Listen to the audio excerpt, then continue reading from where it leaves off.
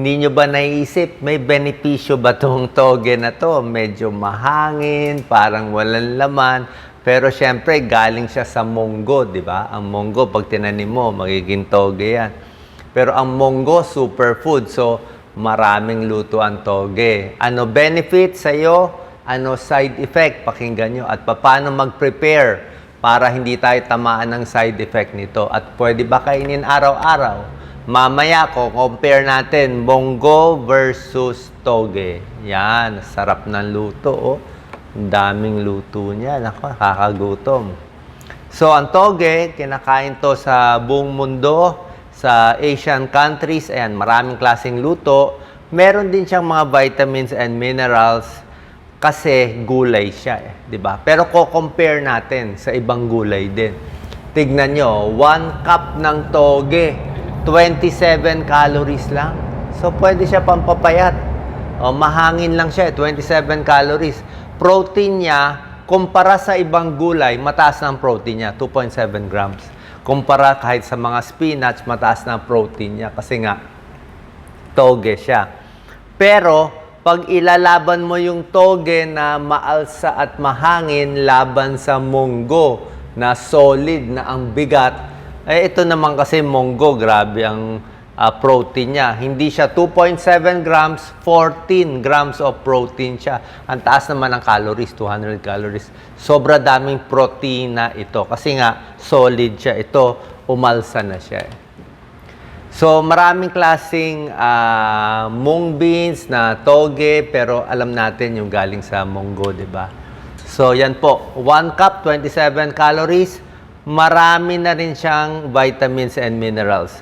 Vitamin C niya, okay na. Vitamin K, marami-rami na rin. May folate, may mga vitamin B's na rin siya. Ayan, no, sarap na luto. Pagdating sa nutrition niya, per cup, 27 calories to 31 calories. Ayan, no, vitamin C niya, 18%. Pwede na. Vitamin K para sa buto, 38%. Folate, pwede to. Vitamin B niya, 16%. Meron pa siyang potassium. Potassium niya, 7%. May iron, 5%. So, maganda-ganda na ang nutrition profile. Pero syempre, mas malakas pa rin yung munggo. Pero masarap naman kasi ang luto nito. Very versatile. Glycemic index niya, mababa. Hindi nagpapataas ng blood sugar. Oh. Maganda rin siya. Oh. Tapos yung protina niya, mataas. Ayan, oh. 2.7 grams. Mataas ang vitamin C. Tulad na sinabi ko sa inyo, almost 18% yan. No? Tsaka ang ganda ng luto. Hindi nyo naman kakainin toge lang eh. Siyempre, pag toge, lalagyan mo ng green bell pepper, may tokwa, lalagyan mo pa ng carrot. So, pag hinalo-halo mo yan, healthy na yan. Siya lang pinaka-base, oh. Ganda ng kulay, oh. Okay, ano mga benefits? Number 1, pampababa ng cholesterol. Yan, o sari-saring gulay. Bakit bababa? May mga maliliit na pag-aaral. Okay? Actually, small study lang to na nagpapababa ng bad cholesterol. Maganda rin yan, nagpapataas ng good cholesterol. Hindi pa masyado ng pag-aaralan ng toge kasi hindi siya sikat na gulay. Mas sikat ang mga broccoli, mas pinag-aaralan. Pero sa small studies, lower cholesterol, gulay naman basically nakababa ng cholesterol. May antioxidant, anti-inflammatory benefits. Lahat naman ng gulay, alam natin, nakakababa ng cancer, maganda sa puso, at pampalakas ng immune system tulad nito. May vitamin C siya, di ba? Pampalakas ng immune system. May ibang minerals, may flavonoids, no? Panlaban ng virus. Minsan yung toge nilalagay pa sa, 'di ba, mga noodles, 'di ba? Pampabusog. Number 5, pwede sa may diabetes. Mababa glycemic index niya, 25 lang, basta less than 50. Sabihin, kahit kumain ka marami nito, hindi tataas blood sugar mo. Pwedeng-pwede sa may diabetes, sa nagpapapayat, pwede. Sabi ko sa inyo, 27 calories lang. Kaya lang, ang luto, wag lang masyadong prito o ma-absorb ng mantika. Diba? Siguro, lagyan mo na lang ng tissue afterwards para hindi masyadong maraming mantika. Mantika kasi may calories eh. Sa puso, sa high blood, okay din ang toge. Tulad ng lahat ng gulay, Hindi siya nakakasama sa puso, hindi siya nakakasama sa high blood, hindi rin siya nakakasama sa arthritis, pwede siya. Okay, ang bawal maalat, 'di ba? Maalat, noodles, matataba. At meron siyang potassium, Potassium maganda sa blood pressure. Pagkaing mayaman sa potassium, either okay sa BP o nakakababa pa konti ng BP. Para sa buto, okay din. Meron siyang vitamin K. Vitamin K niya parang 35% of the daily requirement. Good for the bone. May konting manganese and zinc. Pwede rin yan. Siyempre, lahat ng gulay prevents degenerative diseases tulad ng diabetes, heart disease, cancer, at iba pa. Siyempre, hindi natin masasabi toge lang. Pero generally, hinalo-halo mo yung mga gulay, iba't ibang klase. Pwede. Marami pang ibang plant-based nutrients na hindi pa natin alam. Maraming flavonoids, antioxidant, at maraming luto pwede gawin sa toge. Ngayon naman, pwede ba kumain ng marami, araw-araw? Ito ngayon po yung babantayan nating side effects at dangers. Number 1, kung meron kang allergy sa soy product, bihira lang naman to. Kung may allergy, siyempre hindi ka pwede dito. Ito yung kinakatakot natin.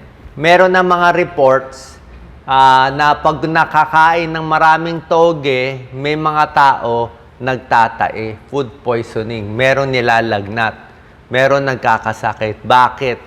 Kasi yung toge sa preparation niya, minsan, basa kasi siya Yan, basa sa pag-store sa kanya, minsan baka nasa palengke matagal na panahon, mabilis siya tubuan ng bakterya. Yan ang problema. Tapos minsan, tayo, maraming luto, medyo hilaw o hilaw kinakain, di ba? Minsan nilalagyan as hilaw So, maraming bakterya, hindi natin alam, kahit nasa ref na pag matagal na panahon, hindi ganun kalamig yung ref, pwede siya magkaroon ng bakterya, kinain mo hilaw, pwede mag-food poisoning. So, delikado sa senior, sa buntis, sa mahina immune system kung hindi maganda preparation, di ba? Pwede magkaroon ng E. coli, bacteria, salmonella bacteria, food poisoning, magsusuka, magtatae, nilalagnat.